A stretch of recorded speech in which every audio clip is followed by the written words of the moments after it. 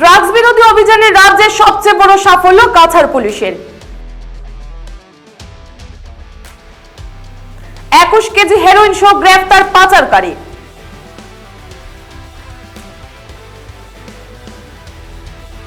বাজেয়াপ্ত ড্রাগসের বাজার মূল্য 210 কোটি। এ যাবৎকালের সবচেয়ে বড় সাফল্য কাছাড় পুলিশের। গোপন তথ্যের ভিত্তিতে কাছাড় পুলিশ বাজেয়াপ্ত করেছে বিপুল পরিমাণের হেরোইন। প্রায় 21.5 কেজির অধিক পরিমাণের হেরোইন সহ গ্রেফতারে পাচারকারী। গোপন তথ্যের ভিত্তিতে কাছাড় পুলিশ এবার এ যাবৎকালের সবচেয়ে বড় সাফল্য লাভ করেছে। এদিন আসাম পুলিশের আইজিপি পার্থসারথী মোহন্তের নেতৃত্বে কাছাড় পুলিশ উচ্চপদস্থ আধিকারিকরা এই অভিযানে নামেন। কাছাড়ের পুলিশ সুপার নোমান মাহাতো জানান, 306 নম্বর শিলচর আইজল জাতীয় সড়কে বৃহস্পতিবার রাত 10টা নাগাদ পার্শ্ববর্তী রাজ্য মিজোরাম থেকে আসা MZ01X7204 রেজিস্ট্রেশন নম্বরের একটি বিলাসী বাহনের তল্লাশি চালানো হয় এবং এই তল্লাশি অভিযানে 21.5 কেজির অধিক পরিমাণের সন্দেহজনক হেরোইন বাজেয়াপ্ত করা হয়েছে। আচ্ছা স্যার, আজি ইয়াতে বৃহৎ পৰিমাণৰ হ্ৰাস কৰা হৈছে। আচলতে আজি 10 দিন মানৰ আগতে এটা খবৰ পোৱা গৈছিলে যে এটা ড্ৰাগছৰ এটা হিউজ কনচাইনমেণ্ট আমাৰ এখন নেইবাৰিং ষ্টেটৰ পৰা মেইনলেণ্ডলৈ লৈ যোৱা হ'ব। সেই খবৰটো অহাৰ লগে লগে সেই খবৰটোক আৰু ডেভেলপ কৰিবলৈ চেষ্টা কৰা হ'ল আৰু প্ৰপাৰ ৱাচ ৰখা হ'ল গোটেই কাৰবাৰটোৰ ওপৰত আৰু শিলচৰক এই গোটেই অপাৰেশ্যনটোৰ বেছ হিচাপে ঠিক কৰা হ'ল। এণ্ড অবভিয়াছলি শিলচৰ যেতিয়া বেছ হ'ল আমাৰ SP কাছাৰ নোডেল পইণ্ট হ'ল এই গোটেই অপাৰেশ্যনটো। তাৰপাছত 4 দিনমান আগতে খবৰ পোৱা গ'ল যে এখন গাড়ী তেওঁলোকে প্ৰিপেয়াৰ কৰিছে ড্ৰাগছৰ কনচাইনমেণ্টটো নিবৰ কাৰণে আৰু 3 দিন আগতে গাড়ীখনে সেই ঠাইখনৰ পৰা আমাৰ যিখন চুবুৰীয়া ৰাজ্য সেই তাৰ এখন পাৰ্টিকুলাৰ নিৰ্দিষ্ট এখন ঠাইৰ পৰা গাড়ীখন ওলালে। তাৰ পৰা ইয়াত আহি পাবলৈ প্ৰায় 3 দিনে লাগে। যিহেতু গাড়ীখন আমি গোটেই খবৰটো চাই আছিলোঁ, গতিকে গাড়ীখন অহাৰ সময়ত ইয়াত এটা এম্বুছ ৰখা হৈছিলে। এম্বুছত আমি থাকি গাড়ীখন ইয়াত ইণ্টাৰচেপ্ট কৰা হ'ল। গাড়ীখন ইণ্টাৰচেপ্ট কৰাৰ পাছত আমি গাড়ীখন থৰলি চাৰ্চ কৰা হ'ল। চাৰ্চ কৰাত গাড়ীখনত এজন মানুহ পোৱা গৈছে। গাড়ীখন এইটো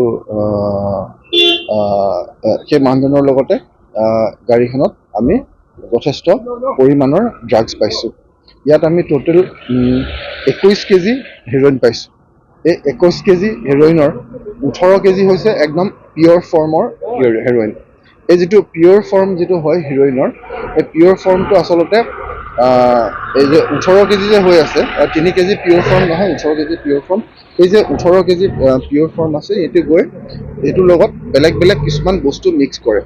মিক্স কৰি এই কোৱান্টিটিটো বহুত বাঢ়ি যায়।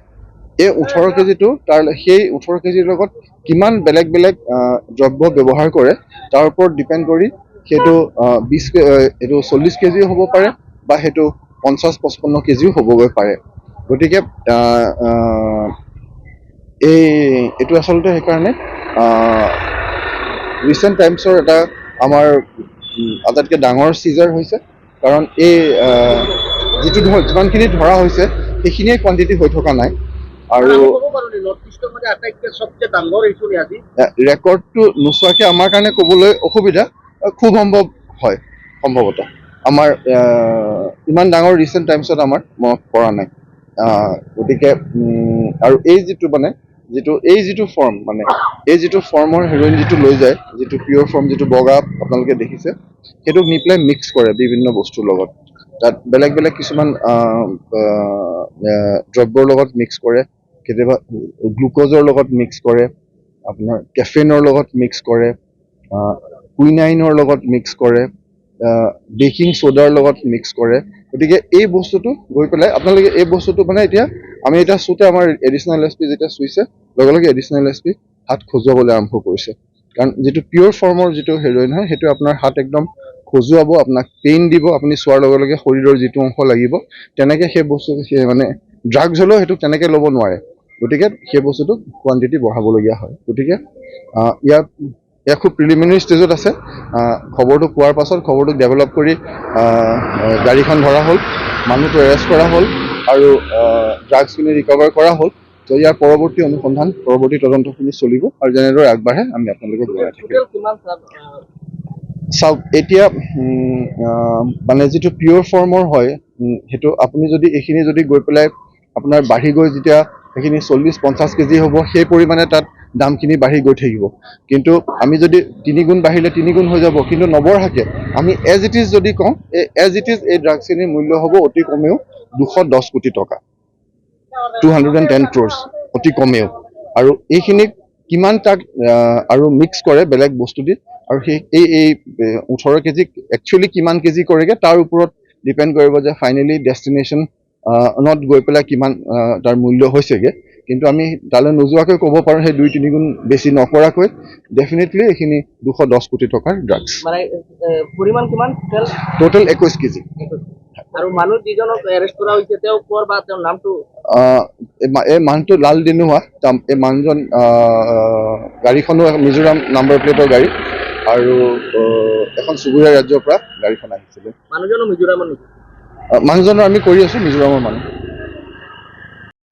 গতিকে আমি তাত খবৰ ৰাখিছিলোঁ আৰু সেই সূত্ৰে আহি আমি বিশেষ খবৰ সূত্ৰে আমি এই গাড়ীখন ইণ্টাৰচেপ্ট কৰোঁ, আৰু ইণ্টাৰচেপ্ট কৰাৰ যেতিয়া চাৰ্চ অপাৰেশ্যন চলাওঁ তেতিয়া বৃহৎ পৰিমাণৰ নিচাযুক্ত সামগ্ৰী, প্ৰায় এতিয়াও আমি এইবিলাক আমি এতিয়া জোখমাখ কৰি আছোঁ।